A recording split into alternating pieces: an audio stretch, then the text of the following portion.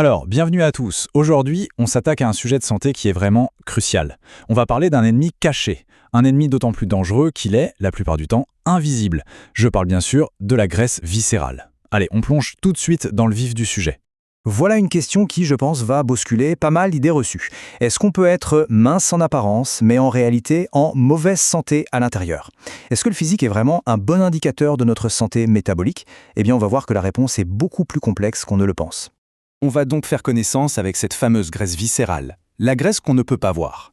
Et c'est là qu'intervient un concept vraiment clé. On l'appelle le TOFI. C'est un acronyme anglais qui veut dire Thin Outside, Fat Inside. En gros, mince à l'extérieur, mais gras à l'intérieur. Ça décrit parfaitement ces situations où quelqu'un a un indice de masse corporelle, un IMC, tout à fait dans la norme, mais où à l'intérieur, eh bien une graisse assez dangereuse s'est installée autour des organes, et elle perturbe tout le métabolisme, en silence.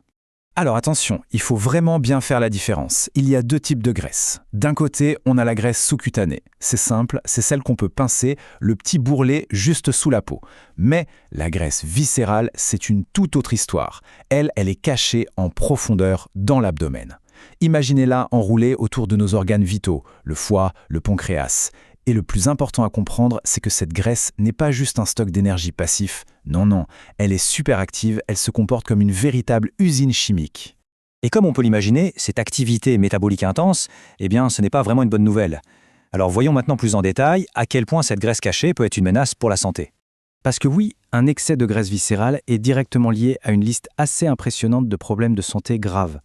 On parle bien sûr du diabète de type 2, de la résistance à l'insuline, mais aussi des maladies cardiovasculaires comme les infarctus ou les AVC. Il y a aussi ce qu'on appelait la maladie du foie gras. Et ce n'est pas tout. Cette graisse alimente une inflammation constante et silencieuse dans tout le corps et elle augmente même le risque de certains cancers. C'est vraiment une cascade de problèmes en chaîne. Et ne pensez pas que c'est un problème qui ne touche que quelques personnes. Pas du tout. Les chiffres sont assez frappants. En France, près d'un adulte sur deux a un tour de taille qui dépasse le seuil de risque. 47%. Ça montre bien que le vrai problème, ce n'est pas tant le chiffre sur la balance, mais bien où la graisse est stockée. Ok, mais alors comment on fait pour évaluer ce risque concrètement? L'indicateur le plus simple et le plus fiable, c'est de prendre un mètre ruban et de mesurer son tour de taille. Les seuils à avoir en tête sont assez clairs. Pour les hommes, le risque augmente au-dessus de 94 cm et il devient très élevé à partir de 102. Pour les femmes, c'est un peu différent. Risque accru à partir de 80 cm et très élevé au-delà de 88. C'est une mesure toute simple à prendre à mi-chemin entre la dernière côte et le haut de la hanche. Bon, maintenant qu'on a vu les risques, essayons de comprendre la mécanique. Comment est-ce que cette graisse arrive à faire autant de dégâts? En fait, la réponse est assez fascinante. Elle pirate, elle détourne littéralement toute la chimie de notre corps. C'est un véritable détournement hormonal.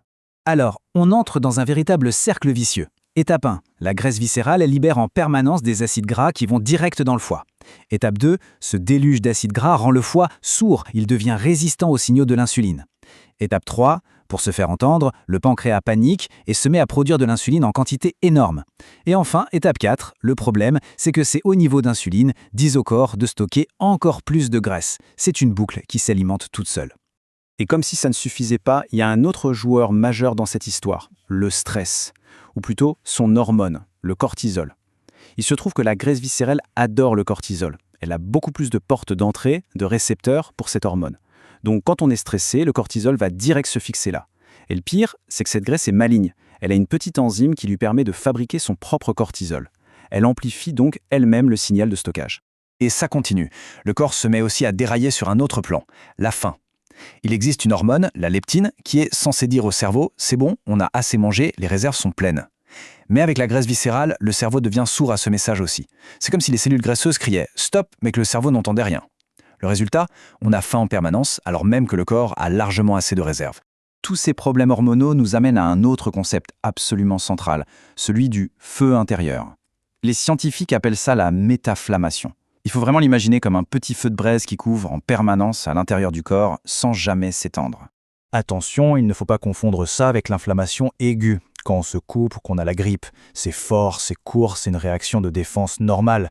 La métinflammation, c'est tout l'inverse. C'est une inflammation de bas niveau, mais qui dure des années.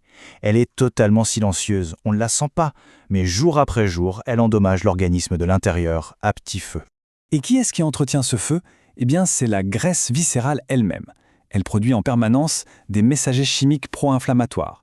Par exemple, l'un d'eux va directement bloquer les signaux de l'insuline, un autre propage l'inflammation dans tout le corps, et un troisième empêche le sang de se fluidifier correctement, ce qui augmente le risque de caillots. Bref, c'est un cocktail Molotov pour l'organisme. Heureusement, il y a quand même une hormone gentille, une hormone protectrice, l'adiponectine.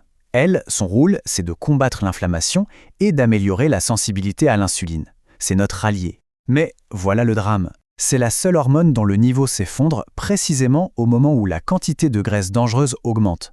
Plus on en a besoin, moins on en a. Bon, le tableau qu'on vient de peindre est un peu sombre. On pourrait se sentir un peu dépassé. Mais, et c'est vraiment le message le plus important, il y a une excellente nouvelle, la graisse viscérale est extrêmement réactive à nos habitudes de vie. Ça veut dire qu'on a le pouvoir d'agir. Alors c'est parti pour la contre-attaque. Voyons ensemble le plan, basé sur la science, pour rétablir l'équilibre. Le plan d'action repose sur 3 piliers fondamentaux. Numéro 1, une nutrition stratégique. Numéro 2, une activité physique ciblée. Et numéro 3, un sommeil de qualité vraiment réparateur. Ce sont les 3 domaines clés pour reprendre le contrôle. Commençons par le premier pilier, l'alimentation. Ici, la stratégie la plus efficace semble être le régime méditerranéen vert. Pourquoi vert? Parce qu'il est surchargé en polyphénols. Les polyphénols, ce sont des composés qu'on trouve dans les plantes et qui sont de puissants anti-inflammatoires. En gros, ils agissent comme des pompiers pour éteindre le feu intérieur dont on parlait. On en trouve plein dans une bonne huile d'olive, les légumes, les légumineuses, les noix et aussi dans le thé vert. Passons au deuxième pilier, l'exercice. Alors soyons clairs, tout exercice est bon à prendre. Mais si l'objectif est vraiment de cibler cette graisse viscérale, les études sont formelles. L'activité la plus efficace, et de loin, c'est le cardio à haute intensité. On pense au EIT par exemple. Pour cet objectif bien précis, le cardio intense est plus puissant que la musculation seule. Et on arrive au troisième pilier, celui qu'on oublie tout le temps. Le sommeil. Vraiment, il ne faut pas voir ça comme un luxe. Viser 7 à 8 heures de sommeil de qualité chaque nuit, c'est absolument fondamental. C'est pendant le sommeil qu'on régule le cortisol, l'hormone du stress, et que le corps restaure sa sensibilité à l'insuline. C'est une véritable thérapie nocturne. Et tout ça, ça nous ramène à notre toute première question.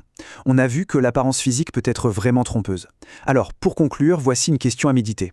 Si notre véritable état de santé, celui qui se joue à l'intérieur, ne se voit pas forcément à l'extérieur, alors qu'est-ce que ça veut vraiment dire, être en bonne santé? Comment est-ce qu'on devrait redéfinir cette notion?